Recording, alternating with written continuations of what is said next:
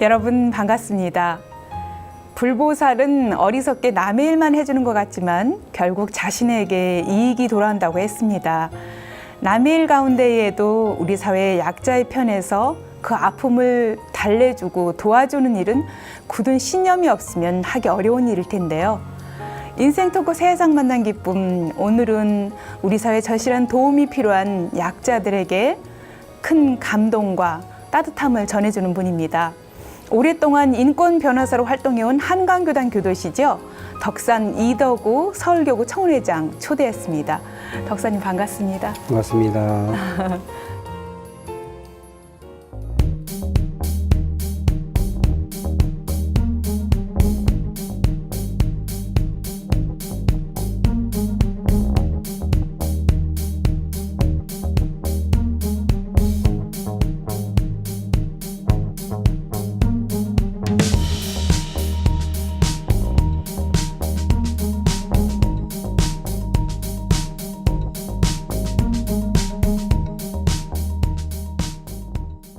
요즘 어떻게 지내고 계세요?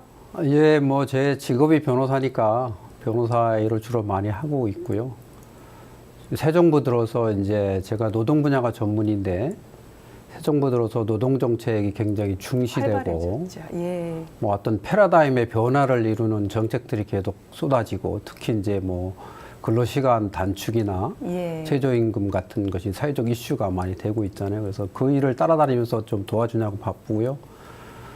교단적으로는 지금 말씀하신 것처럼 이제 서울청운회를 한 3년간 지금 맡고 있어서 이 교법의 대사회화 이걸 어떻게 이룰 건가, 사업을 어떻게 꾸릴 건가 이런 네. 준비도 하고 이제 내년에는 이제 교구청 건물이 이제 완성이 되면 한강교당이 이제 교구청 교당으로 되기 때문에 네. 큰 교당을 어떻게 운영하고 예. 또 교환은 어떻게 할 건지 틈틈이 준비도 하고 예. 그러면서 지내고 있습니다. 그렇군요. 사회 활동도 뭐 활발하게 하시고 또 교단적으로도 교구일이나 교당일까지 과제들이 참 많은데요. 그렇죠. 예. 네, 그렇군요. 뭐 능력이 닿는 대로 뭐 하는 거고 시간을 좀 짬내서 하려고 노력은 예. 하고 있습니다. 네. 덕사님은 처음에 원불교 어떻게 만나시게 된 거예요? 예, 저 뭐 그런 질문 많이 받는데요. 저는 결혼하면서 원불교를 알게 됐어요. 아, 예. 저 결혼을 맺어준 분이 이제 교무님들이시기 때문에 네. 저희가 이제 고등학교 동창으로부터 이제 우리 집사람 될 사람을 소개받고 그 결혼에 이르는 과정 속에서 이제 교무님 두 분이 네. 상당히 역할을 좀 해주셨어요. 그래서 일단 원불교라는 걸 알게 됐고, 뭐 그렇게 된 이면에는 이제 당시 이제 저희 장모님이 부산교당 다니고 계셨는데 예. 장모님이 나름 또 큰 역할을 하셨던 걸로 예. 나중에 알게 됐습니다. 네. 그러면 지금 사모님이 교도님으로 이미 활동을 하고 계셨고, 그렇죠. 이후에 예, 이제 예. 만나면서 입교를 하시고 그러죠. 교도로 활동을 하셨네요. 예. 저희 장모님이 아주 굉장한 아. 또 원불교 교도님이시기 때문에 네. 또 교단에서 또 나름 역할도 좀 하시고 그랬던 것 같더라고요. 네. 예. 신심장한 장모님 모시고 네, 네, 그렇습니다. 예, 그렇군요. 이렇게 원불교 입교하셔서 이제 꾸준히 활동을 하시게 되는데 좀 입교가 그러니까 늦으신 거예요. 결혼 전에는 뭐 특별한 종교가 있으셨던 거예요? 결혼 전에는 뭐 종교가 없었다고 보는 게 맞을 거고요. 그 어머니는 이제 구절에 다니시면서 자녀들이 잘 되라고 이제 뭐 1년에 몇 번씩 기도 다니시는 네. 걸 알고 있고 어머니가 굉장히 기도를 다녀오시면서 느꼈던 거 이런 거를 이제 저한테 얘기를 해 주셔서 네. 이제 그 정도는 알고 있었습니다. 예. 그리고 이 종교에 대해서는 이제 우리가 이제 고등학교를 거치면서 다 이제 청소년 방랑기 뭐 방황을 많이 하게 되지 않습니까? 그래서 고등학교 때 이제 친구들 따라서 뭐 기독교회도 가보고 성당도 가보고 뭐 예. 절도 가보고 이제 여러 군데 이제 다녔는데 별로 예. 끌리는 데가 없었어요. 네. 아마 그때 이제 원불교를 만약에 알았다고 하면 지금 생각으로는 원불교 교도가 되지 않았을까 하는 생각은 드는데 네. 당시는 원불교가 그런 종교가 있는지도 모르는 그런 시절이었습니다. 네. 사실 이제 결혼하면서 입교를 했어도 쉽게 부인과 함께 이렇게 교당을 다닌다는 게 쉽지 않거든요. 뭐 초기엔 좀 그랬을지 몰라도 근데 이렇게 그 이후에 꾸준히 다니게 됐을 때 원불교 어떤 매력이라고 할까요? 어떤 특별한 점이 있었을 것 같아요. 예, 원불교를 제가 이제 처음에는 당장 무슨 매력이 딱 와서 다녔던 것 같지는 않고요. 이제 결혼을 하고 그 교무님들이 뭐 이리 해라 저리 해라 뭐 이렇게 말씀도 주시고 예. 그런 중에 제가 아마 그 벌곡이라고 생각이 되는데 그때 대산종법사님이 이제 벌곡에 주석하고 계실 때 네. 거기서 한 달 이상 있었어요. 예. 그게 지금 이제 삼동원이죠. 지금 삼동원 건물 전축되기 전에 아, 예. 완전히 신도안. 아니 그 자리는 벌곡인데 네. 삼동원 그 지금 있는 그 건물은 건축되기 전에 아, 예. 아주 작은 초가집 네. 같은 데서 이렇게 네. 계실 때였던 것 같아요. 그때 그 법당도 잘 없고 아마 그랬었을 것 같은데 거기서 이제 한 달 동안 이제 법무실에서 법무실장님하고 같이 자고 예. 뭐 이렇게 지나면서 대산종사님을 자주 뵙기도 하고 예. 뭐 그런 인연이 있어서 이제 원불교를 이제 점점 알아가는 네. 이제 그렇게 되었던 것 예. 같습니다. 그래서 앞서도 재산종사님 말씀을 해주셨는데 재산종사님이 연원이시라고요. 예, 그래서 이제 저도 어떻게 연원이 됐을까, 연원을 이렇게 나 같은 사람한테 이렇게 큰 연원을 해도 되는 건가. 예, 정말 저도 부럽습니다. 예, 그렇게 생각을 했었는데, 제가 이제 그 벌곡에 한 달 정도 있으면서 대산종사님이 뭐 특별하게 생각을 하셨을지는 잘 모르겠습니다. 모르겠는데, 아무튼 이제 자주 뵙고, 예. 다니고 이제 말씀 받들고 한 일이 많아졌어요. 예. 그 한 달 동안이지만 하루에도 몇 번씩일 수도 있고. 그래서 이제 그때 그 기억이 나는 것들이 이제 몇 개가, 거기 있으시면서 이제 그 책을 몇 권 이렇게 아마 그게 교무님들한테 권하던 책이었던 것 같습니다. 예. 근데 책을 몇 권 이렇게 주시고 그 중에서 이제 황석공 소설라는 책을 주시면서 이걸 10만 번 읽어봐라. 이렇게 가시면서 책 받았냐? 예, 예. 받았습니다. 그 10만 번 읽어라 이렇게 말씀을 하시는 거예요. 그래서 10만 번이요. 예, 그때는 저는 이제 네. 요 얇은 책인데 예. 그걸 이제 펼쳐보지도 않고 그냥 책만 받은 상태에서 말씀을 하셔서 예, 그러겠습니다라고 이제 대답을 드렸는데 서울에 와서 그걸 이제 한문으로 다 돼 있으니까 네.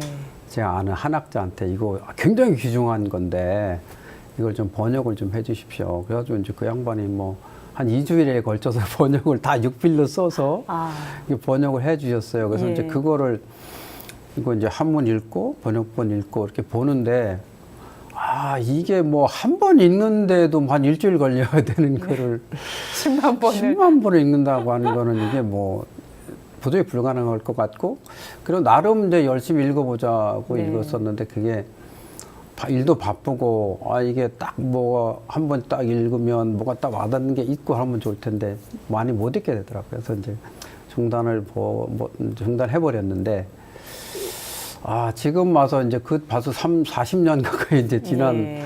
지금은 그때 좀 더 열심히 읽으면 지금쯤은 뭐 10만 번 아니라도 만 번 읽지 않았을까. 예. 그러면 뭔가 좀 나한테 좋은 게 더 있지 않았을까 하는 그 아쉬움과 뭐 이 종선의 말씀을 제가 제일 못 받들었다 이런 이제 후회 비슷한 게 네. 있죠.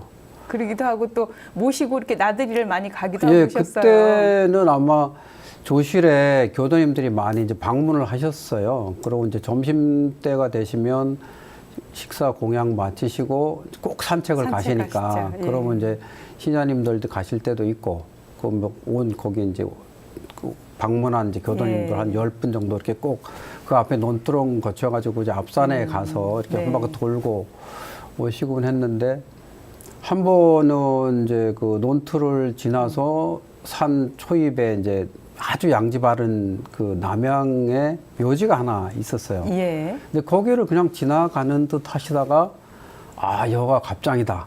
기도하자. 이렇게 말씀하시더라고요. 묘지 앞에서요. 네, 뭐 어차피 여기 그 쭉 앞에 서가지고 예. 그래서 한 10분 이렇게 서고 종사님이 직접 이렇게 기도를 하시더라고요. 설명 기도를 하셨어요. 네, 설명 기도를 거기서. 예. 근데 설명 내용은 내가 자세히 생각은 안 나는데 그래서 저도 이제 이렇게 하고 있는데 아, 뭔가 이게 발끝에서 머리까지 막 무슨 기운이 휩싸는 것 같은 그러니까 예. 기도가 한 중간쯤 지났을 때 그런 느낌이 들더라고요. 그래서 야, 이 종사님이 기도하시면 항상 이런 건가? 너 그런 느낌을 갖고 참 희한하다 이런 네. 생각을 하고 있는데 기도를 다 마치시더니 쭉 돌보니 너 그 느낌 한번 얘기해봐 그러시더라고요. 네. 그래서 이제 이런 기분이었습니다. 네. 라고 이제 말씀을 드리니까 아, 됐다. 박수 치자니 박수를 참 좋아하셨던 것 같은데. 맞아요. 그래서 이제 그런 기억이 이제 많이 남아요. 예. 이후에도 뭐 해마다 또 예. 배알하러 가셨다고요. 이제 그래서 한 번은 이제 거기 있을 때 너 여기 한 10년 다녀라. 네. 교실에 그렇게 말씀을 하세요. 그래서 예, 그러겠습니다. 이렇게 대답을 예. 드리고 이제 그 해부터 하여튼 12월 31일 날 이제 조실에 연말에. 가서 네. 예, 연말에 가서 조실에서 하루 자고 예. 새벽에 일어나서 이제 그 신년본문을 또 그 조실에서 따로 인직하셨어요. 그때 네. 5시인가에 네. 거기 이제 교정원장님 이렇게 오셔서 이렇게 받들기도 하시고 그랬었던 것 같은데 이제 그때 이제 신년본문을 거기서 뭐 제일 먼저 하시는 거 듣고 네.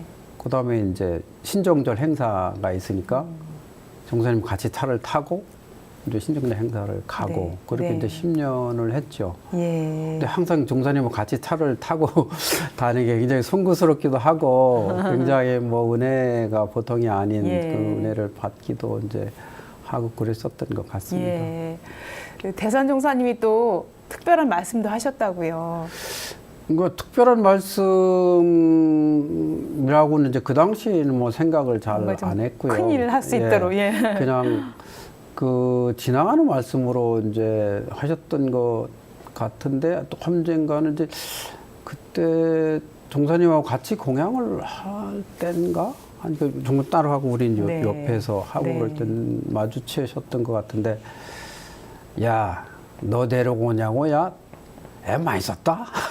너 물려서 네. 큰일 해야 된다? 뭐 이렇게 말씀을 대산 하시더라고요. 종사님. 예. 그래서 그냥 우연히 마주쳤으니까 하시는 말씀이겠거니라고 이제 그때는 생각을 했고, 네. 근데 이제 지금 그 말씀도 지금 생각을 해보니 이제 그때 그 말씀이 나름 의미가 있는 말씀이셨는데 내가 예. 잘 받들지 못했구나 하는 생각이 들고요. 한 번은 이제 그 차를 그러니까 이제 그때 이제 영모원에 계셨을 예. 때인데 영모원에서 또 신정절 행사 가기 전에 항상 이제 한 연말에 가서 꼭 그 신정절 새벽에 이제 법문을 받들었으니까 네. 그 우리 천월의 만보사 우리 항상 그 대적공실 앞에 그 애우는 그 그렇죠. 법문 철 이제 예. 설하실 때도 들었고 그때 이제 장산 법무실장님이 또 부연법문 선물 설명도 예. 하시고 근데 한 번은 이제 차를 타고 이제 그 신정절 행사를 하러 나가는데 제가 우연하게 이제 익산 시내를 통과하면서 그때 택시가 원일 택시인가요? 그 원불교 교도님들이 하는 무슨 택시 있잖아요. 예, 예. 그게 지나가서 원콜, 예. 원콜인가요? 하여튼 뭐 그래서 제가 예. 익산 시민들은 그 원불교 때문에 많은 덕을 보고 사시는 것 같습니다. 이렇게 얘기를 드렸더니 네. 바로 지금은 익산 시민만 그렇지만 앞으로는 우리나라도 그럴 거고 세계가 다 예. 원불교 덕에 살게 될 거다. 이런 말씀을 바로 하시더라고요. 그래서 네. 나는 그냥 반 농담 뭐 이렇게 좀 뭐 이랬는데 이걸 또 이렇게 받고 말씀을 하시는 걸 보고 정말 그때 자세가 바로 딱 서지더라고요. 네. 예. 이게 어르신 성자의 말씀이 신법이, 진짜 예. 말씀 한마디 한마디에 다 의미가 네. 담기는구나 하는 그것도 굉장히 그때는 좀 귀하게 네. 생각을 했었죠. 예. 그렇게 원불교 3대 종법사이신 대산종사님의 큰 사랑과 특별히 선택을 받은 분이 아닌가 그런 생각도 들고 신앙생활에 많이 또 도움이 됐을 것 같아요. 그런 힘이. 그렇죠.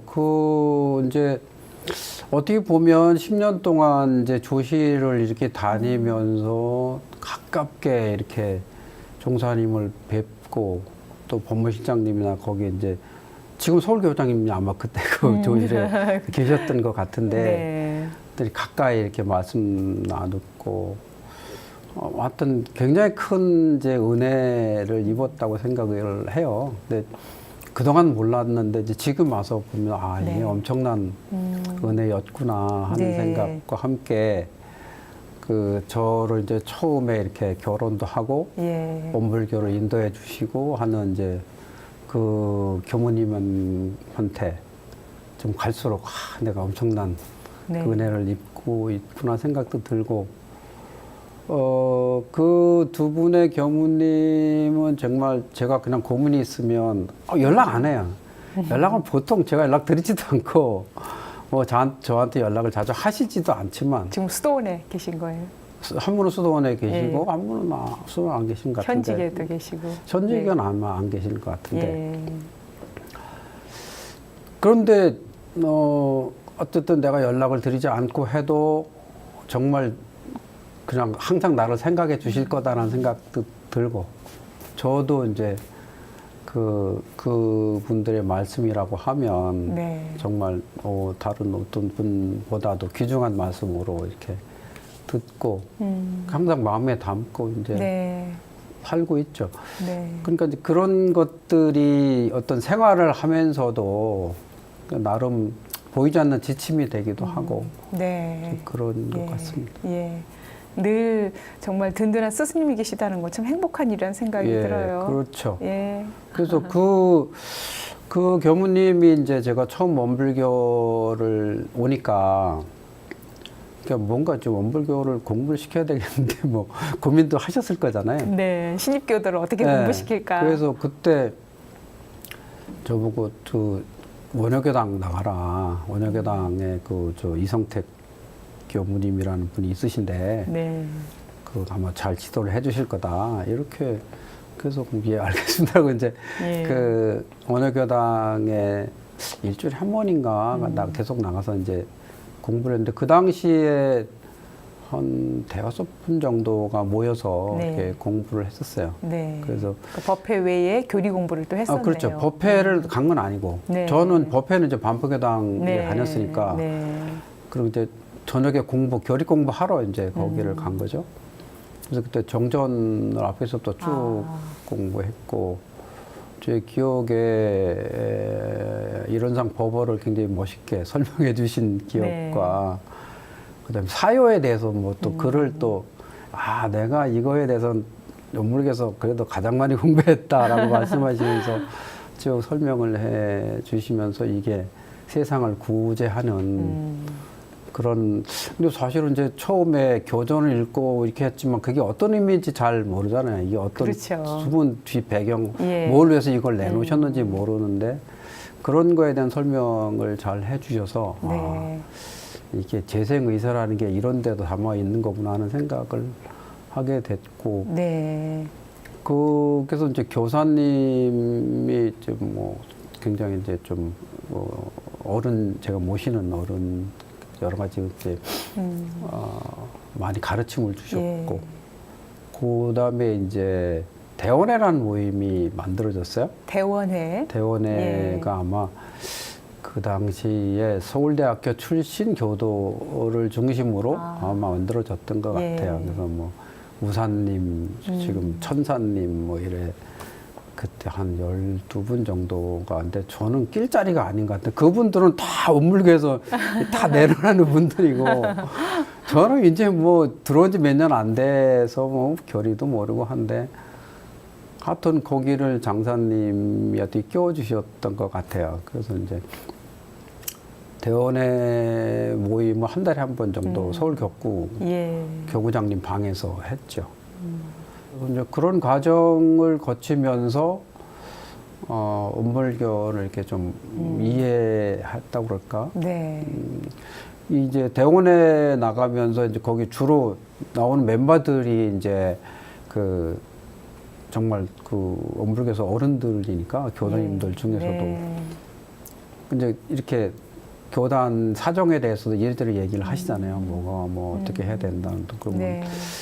저는 이렇게 귀동냥을 하면서 아 저게 이렇게 돼야 되고 되어 가고 있구나 뭐 네. 이렇게 하면서 이제 교단에 대한 이해도 좀 어느 정도 돼 가고 그랬었던 네. 것 같습니다. 예, 그렇군요. 그렇게 하면서 점점 이제 깊은 신앙심으로 공부를 하게 예, 되셨네요. 이렇게 원불교 교도로 또 신앙생활하고 함께 공부하면서 여러 가지 마음에 와닿고 참 이런 교리라든가 이런 원불교 이런 교법들이 실생활에서 이렇게 와닿는 부분들이 참 많았을 것 같아요. 어떻습니까? 그 다른 종교보다 네.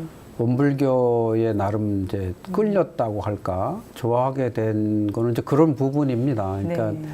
이게 종교라는 게 좀 정신 세계를 얘기하고 사후 세계를 얘기하고 하는데 많이 시중되어 있는데 그거를 뭐 믿고 그냥 따라갈 수도 있지만 저는 기본적으로 이제 지금 실제 생활에 뭔가 예. 도움이 좀 돼야 된다고 생각하거든요. 네. 굉장히 생각이 이제 이상주의보다는 현실주의적인 생각을 많이 하고 뭐가 실사구시적으로 뭔가 좀 얻는 게 있어야 네. 일단 나 개인한테 좋다 이런 생각을 그렇죠.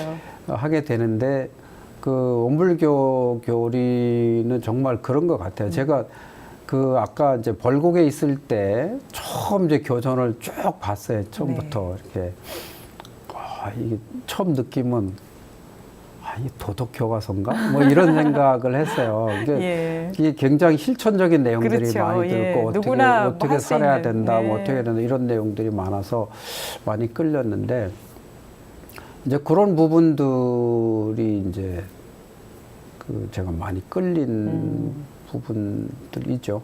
예. 예. 그 교단에서 군종 관련해서도 좀 활동을 관심 갖고 하셨었죠. 예, 군종은 정말 뭐 아주 굉장히 기억이 많이 남는 이제 그런 건데 제가 이제 그 교사님이 계실 때 네.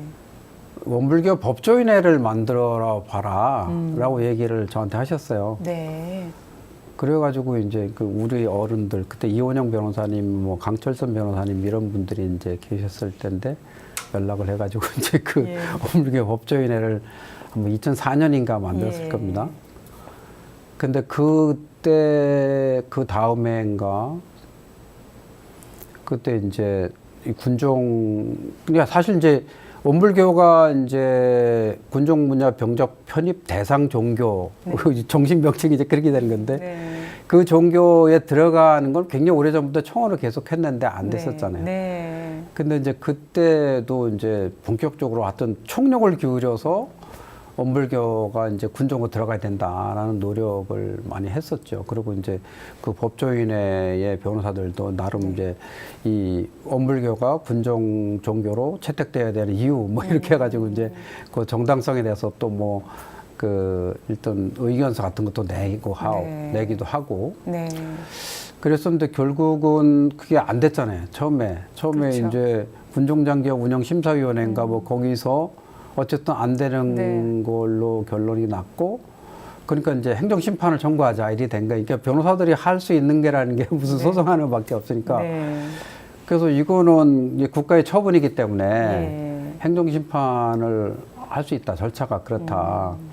근데 행정심판은 이게 정부위원회에서 결정하는 거기 때문에 정부의 결정 그대로 따라서 행정심판은 안 될 거고 네. 소송으로 가면 승산이 있다. 이제 우리 이렇게 본 겁니다. 네. 그래서 행정심판은 절차적으로 거쳐야 되니까 거치는 거고 소송을 가면 그때 해보자. 네.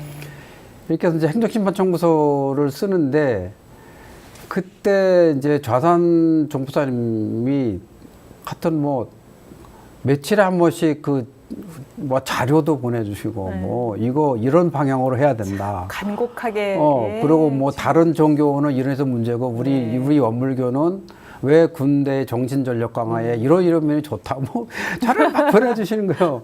통계 자료도 보내주시고. 네. 가장 그분이 정말 큰 소원으로. 예. 그래서 연구하고 이제 계셨죠. 그거를 받고 저는 이제 새벽에 일어나가지고 이제 그거 네. 다 정리해서 그걸 이제 법률적으로 이제 문장을 만들고 거기다 네. 이제 끼워 넣는 식으로 그걸 해서 하여튼 뭐 이렇게 정보사님이 신경을 많이 쓰시는데 하여튼 뭐 저는 뭐 하여튼 최선을 다해서 뭐 하여튼 심혈을 기울이는 건 다 너무 당연한 거잖아요. 네. 그래서 이제 그거를 해서 이제 내가 다 써가지고 또 법조인에 좀 회람을 또 했죠. 야, 네. 이거 내가 썼는데 뭐 수정할 거 있으면 봅시다. 그래서 이제 다 거쳐서 근데 제가 쓴 거지만 이렇게 내용을 보니까 아, 되게 잘 썼더라고요. 제가 보기에도. 근데 어쨌든 그거를 내고 네. 국방부에서 야, 이거 이 논리가 맞는 것 같다. 뭐 이렇게 돌아갔는가 봐요. 네. 그래서 이거 소송 가면 쉽지 않을 것 같다는 생각이 네. 됐는지 네. 어쨌는지 어떤 그 지난번에 기각했던 거를 철회하고 군정장교 심사위원회를 다시 연다 이렇게 된 네. 거죠.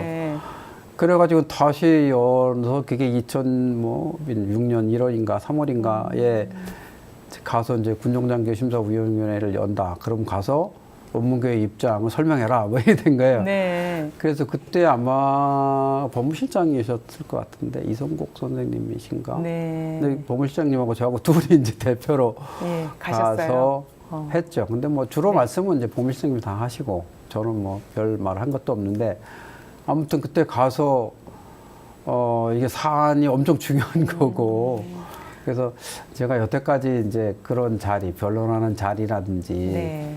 이런 데 갔던 경험으로는 가장 긴장되고 네. 부담도 되고 이제 그런 그때 막 자리였던데 안 되면 어쩔까 이런 또 마음도 그럼요. 있었을 것 이게 같아요. 예. 정말 교단적으로 총력을 기울여서 맞아요.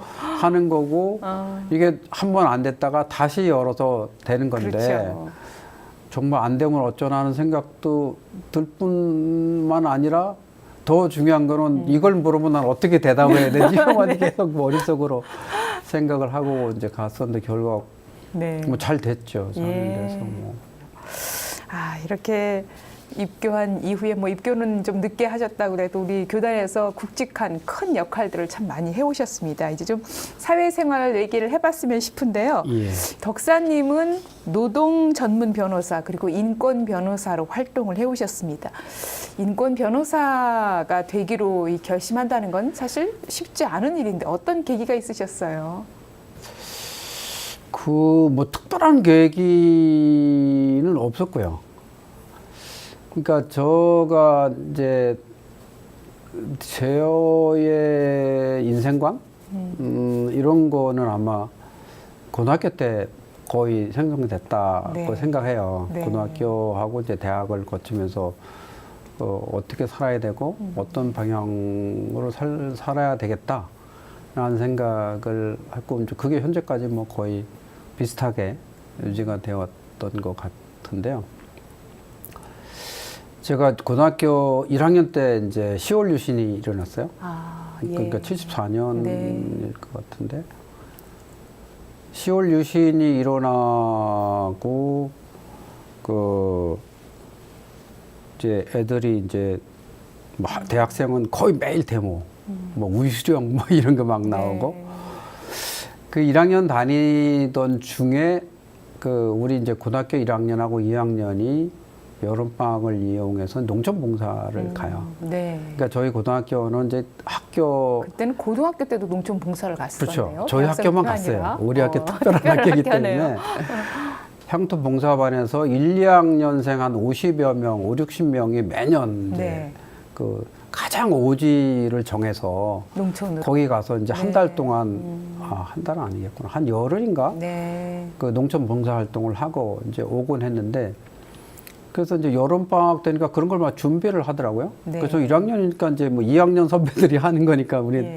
뭐 하라는 대로 하면 되는 건데 그래서 이제 가기 전에 이제 그 오리엔테이션을 해야 된다. 네. 너희 서울 학생들이 시골에 가서 오지라고 해서 일단 시골 사람들이 경계를 해서 볼 것이고 저 뭐 더해지는 애들이 무슨 봉사를 하냐. 네. 일단 그 호흡이 잘 안 맞을 거다. 그래서 가면 얼마나 겸손하고 인사는 어떻게 해야 되고 그 마을 이장이나 예. 이런 분들하고 만약에 뭐 회의를 하거나 그럴 때는 어떤 방법으로 해야 돼. 이거 이제 대충 얘기를 해주고 네. 그 선배들이 내가 갔을 땐 이런 일이 있었다. 뭐 이런 이제 경험도 얘기해주고 이제 주로 이제 그런 얘기를 예. 해서 한 달 정도에 걸쳐서 그걸 받아야 그러니까 예. 일주일에 한 번 정도 모여서 근데 이제 그런 얘기를 하는 과정에 그 당시에 대학교 다녔던 뭐 서울업대나 뭐 서울의대나 이런 다녔던 선배들이 와서 얘기를 하는데 다 이제 학내 돌아가는 얘기를 할 거 아니겠어요. 네, 그렇죠. 그때 학교는 매일 데모만 하고 공부도 안 하고 그러니까 뭐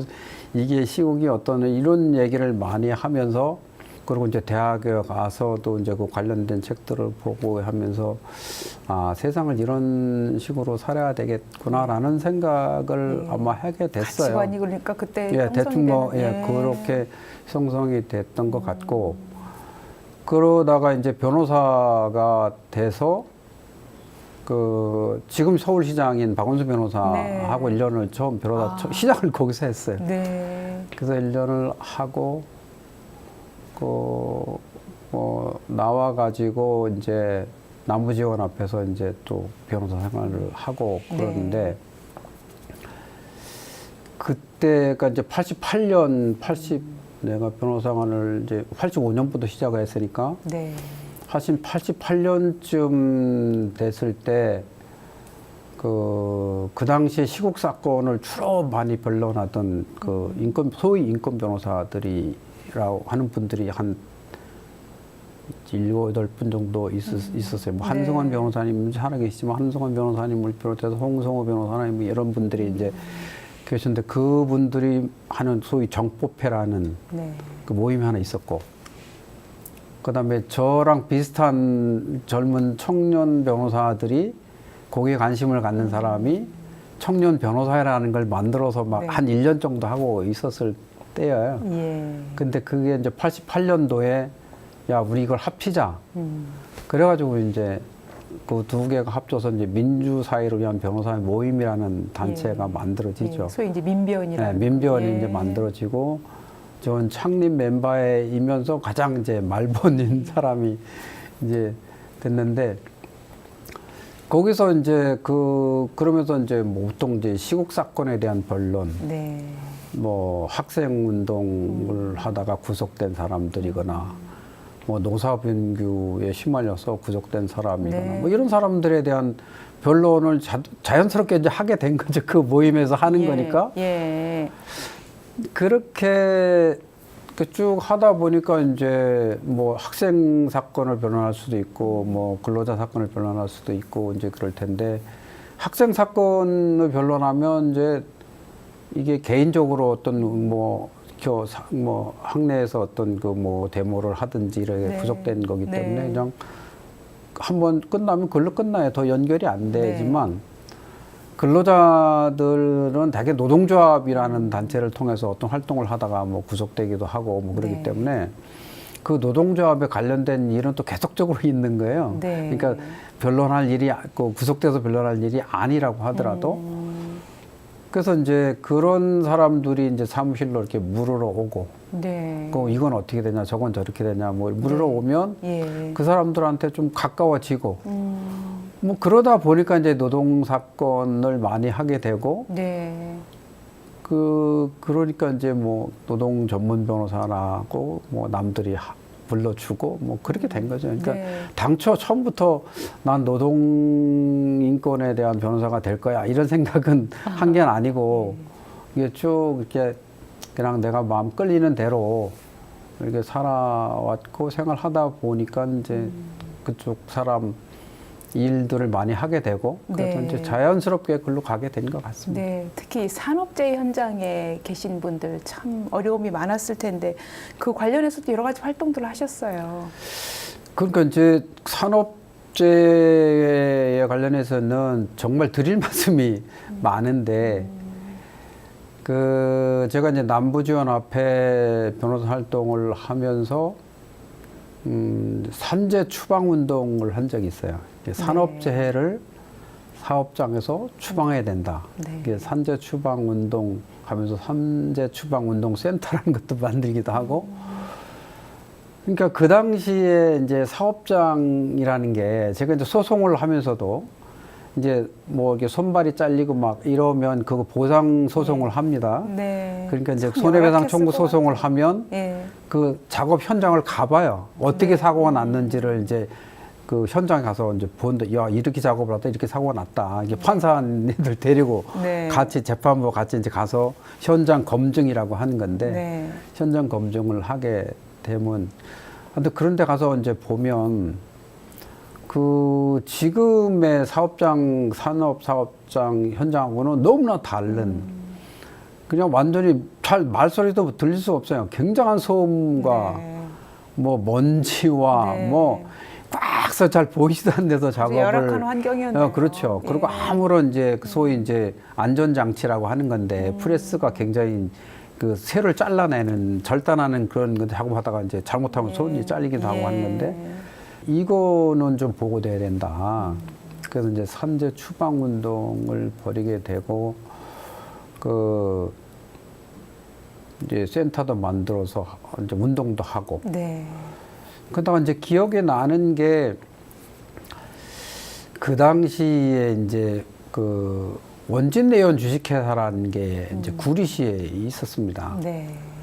근데 이 회사가 일본 이제 비스코스 레이온을 생산하는 회사인데 그 이 회사가 이제 이황화탄소 그 제조 과정에서 화학 물질로 이황화탄소를 사용하는 그런 사업장이에요. 네.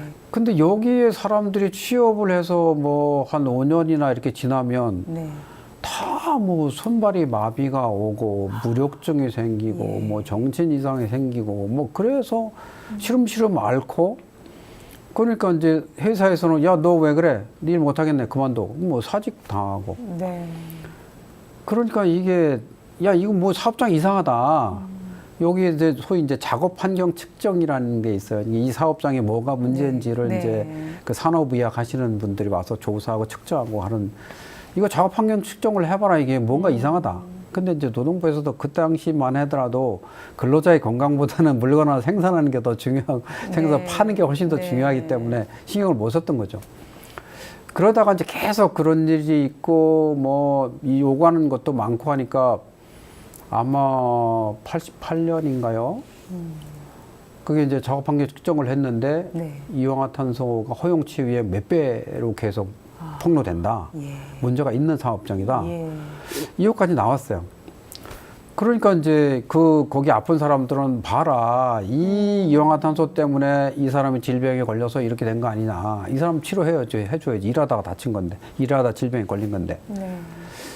그래서 이제 소위 이제 그 산재 요양 신청이라는 걸 합니다. 이 사람이 작업을 하다가 다쳤으니 뭐 국가에서 이걸 치료해주라. 우리 이제 뭐 고용보험료 내면 사업장에서 이제 근로자 절반, 사용자 절반 해가지고 내는 돈으로 다 치료를 받는 거죠. 네. 근데 뭐 노동부에서는 이건 사업과 관련성이 없다. 이 사업장하고 이 질병 관련성이 없다. 다 안 해주는 거예요. 직접 현장에서 다치지 않았기 때문에 책임을 안 지려고 한 거였네요. 이게 증명이 안 되는 건가. 누가 이 물질에 이황화탄소에 폭로돼서 이 질병이 걸렸다는 증거를 가져와 봐라. 우리가 조사해 보니까 없더라. 뭐 이렇게 되는 거죠. 네. 그래서 이제 뭐 그때 이제 요거에 관심이 있는 노동 사건 하는 변호사, 의사, 뭐 환경 단체 이런 사람들이 우리 총동원이 그 됐네. 공장에 가서 네. 뭐 밤새 이제 농성하고 막 한 달 막 하고 막 이랬었어요. 예. 그 맨날 뭐 이 현수막 걸어놓고 뭐 가서 데모를 한 거죠.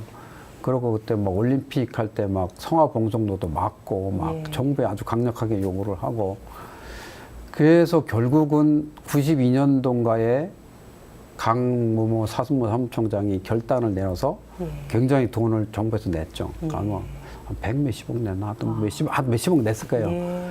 그래가지고 이걸로 재단법인을 만든다. 음. 재단법인 만들고 그 재단에서 치료를 위한 병원도 만든다. 네. 그리고 이 사업장에서 일하다 다친 사람들은 다 역학조사를 해서 인정이 되면 평생 치료해준다. 네. 뭐 이런 식의 이제 하여튼 대타협을 하는 거죠. 예. 그래서 이제 그걸 해가지고 사람들은 이제 다 만세 부르고 우리의 목적이 달성됐고 네. 거기에 근로자들은 참 막 울고 막 아이고 근데 더 울먹해지는데 하여튼 뭐 네. 그렇게 해서 이제 그게 성공적으로 마무리가 돼요. 네. 그래서 이제 그거에서 이제 사람들은 치료도 이제 평생 이황화탄소에 이환되면 그게 한두 달 치료 완치되는 게 아니에요. 그건 평생 죽을 때까지 치료를 받을 네. 수밖에 네. 없는 것인데 그걸 뭐 근로자들이 돈이 어디 있어요. 그러니까 이제 그렇죠. 국가에서 치료를 안 해주면 안 되는 아주 절박한 사정이었는데 예. 하여튼 그게 이제 잘 마무리가 된 거죠. 변호사분이 그냥 뭐 자료만 보는 것이 아니라 현장에 나가서 그러니까 동성가하고 노동 사건한 변호사들은 거의 노동자와 함께. 예, 그러기도 합니다. 그래서 네. 이제 그 사건을 계기로 해서 우리나라의 그 이제 노동 정책 중에 직업병 예방 예. 분야에 아주 획기적인 변화가 일어나요. 정말 그래가지고 예. 소 이제 우리가 유해 물질, 화학 물질을 예. 어떤 사업장에서 사용하면 이 물질을 사용하면 근로자한테 어떠한 해가 있을 수 있다. 예. 이제 그런 걸 다 알려주도록 돼 있어요. 근데 네. 우리는 그거 안 알려주죠. 네. 근데 그거를 다 이제 그 MSDS 제도라고 하는 건데 예. 그런 거를 반드시 하도록 선례가 뭐, 됐네요. 그렇죠. 그게. 예. 그게 제도가 새로 만들어져서 근로자들한테는 뭐 굉장히 도움이 되는 거고 네. 지금으로 보면 이제 너무나 당연한 거기도 네. 한데 사실 이런 제도들이 그냥 이거 해야 되겠네라고 쉽게 만들어지는 게 아니에요. 하나하나 이루어질 때마다 정말 거기에 예. 그것이 없어서 피해받는 사람들이 정말 목숨을 다해서 애치고 해야 네. 그래야 이제 그거 하나만 그래야 네. 이제 그 진상을 확인하게 되고 네. 진상 확인해 보니 이래야 되겠다고 그래서 이제 제도 하나 바뀌고 이제 그런 과정들 그런 거죠. 보람도 크실 것 같아요. 그런가 하면 그렇죠. 덕사님은 또 과로사라는 개념을 우리나라에 처음 도입을 하셨어요. 그러니까 이제 그것도 제가 이제 산업재해에 예. 관심이 많고 예. 뭐 산재 추방 운동도 하고 그래서 하다 보니까 이게 이제 그 당시 80년대 후반 얘기 되면 특히 이제 영업직에 종사하고 이런 사람들은 실적이 안 오르면 뭐 얼마 실적이 안 오르면 뭐 징계를 받기도 하고 실적이 굉장히 이제 혹사를 당해요. 네. 그러면 그 실적을 올리기 위해서 뭐 고객 찾아가서 매일 술 마셔야 되고 뭐 어떤 그 과로나 스트레스가 엄청나게 많이 생기죠. 그렇죠. 그러다가 뭐 갑자기 40대에 뭐 또 죽었다. 근데 사실 40대 중반이나 이 과로사라는 게 40, 50대가 제일 많아요. 그 당시에 제일 많았어요. 네. 근데 아니 한 가정을 책임지고 있는 40대 중반이 죽었다. 그러면 이제 그 가정은 완전히 이제 난리가 나는 거야. 풍지박산이 나는 거잖아요. 그런데 과로사나 이래서 죽었는데 회사에서 아무 보상을 해줄 의무가 없다. 그 당시에 이제 그런 생각이 팽배해 있었죠. 네. 이게 우리가 사고를 해서 손발이 잘리거나 뭐 자동차가 부서져서 어떻게 됐거나 그러면 금방 누구의 책임이라는 게 확연히 드러나는데 네.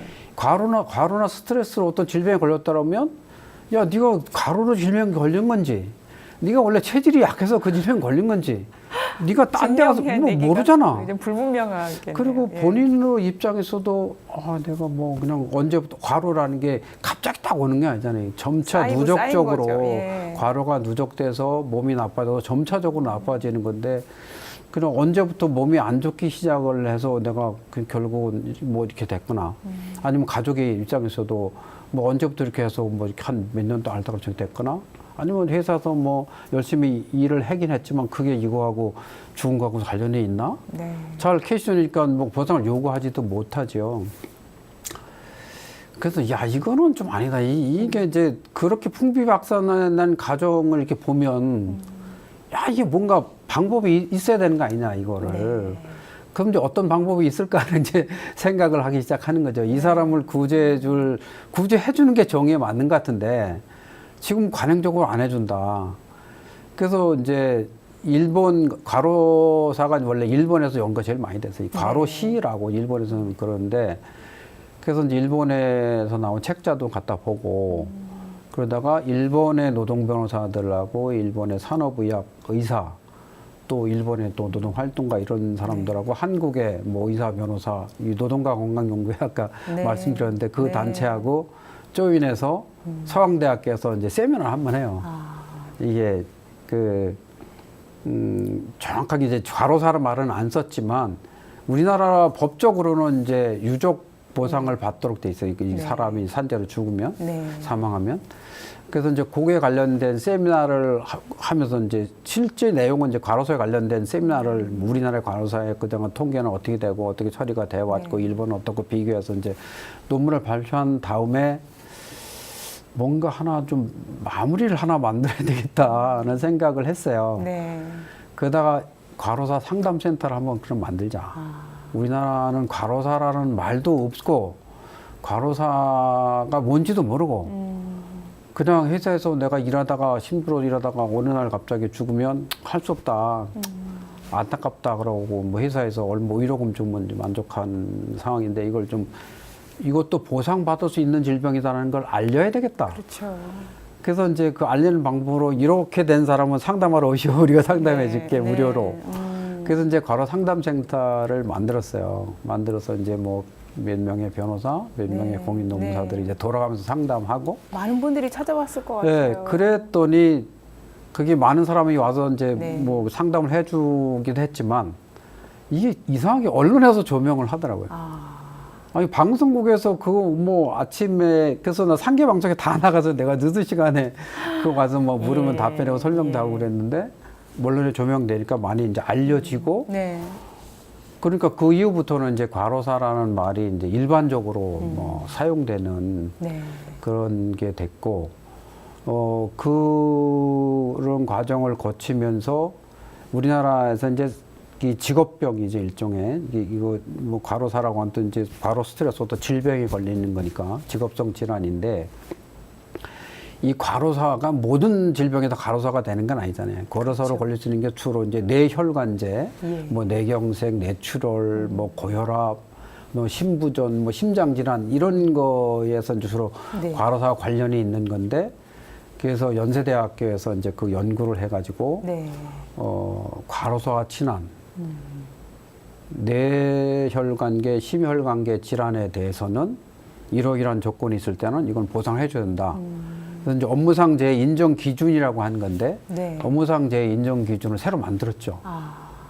그러니까 그것도 이제 나름 우리가 이렇게 열심히 하고 뭐 외치고 하니까 이제 그런 것도 만들어지고 그래서 이제 그 이후에는 이제 그 전보다는 좀 많이 이제 그 과로나 스트레스로 어떤 재해를 그 질병에 걸리거나 뭐 사망을 하거나 했을 때 그 전보다 훨씬 더 쉽게 이제 보상을 받을 수 있게 되기도 하고 이제 그랬죠. 참 힘든 만큼 지금 생각하면 보람도 컸을 것 같습니다. 어쩌면 시간적으로나 육체적으로 그때가 제일 힘들고 고통스럽고 이제 그랬던 시절인 것 같아요. 지금 이렇게 비교해 보면. 근데 또 어떻게 보면 제가 이렇게 쭉 살아온 인생 중에 가장 그 좀 잘 살았네 그때. 좀 긍지를 느낄 수 있다고 할까. 변호사로서. 그게 그 시절에 또. 그렇군요. 인생 토크 세상 만난 기쁨. 오늘은 우리 사회 약자의 편에서 동고동락해온 인권 변호사시죠. 덕산 이덕우 서울교구 청문회장과 말씀 나눴습니다. 덕사님 오늘 말씀 감사합니다. 감사합니다.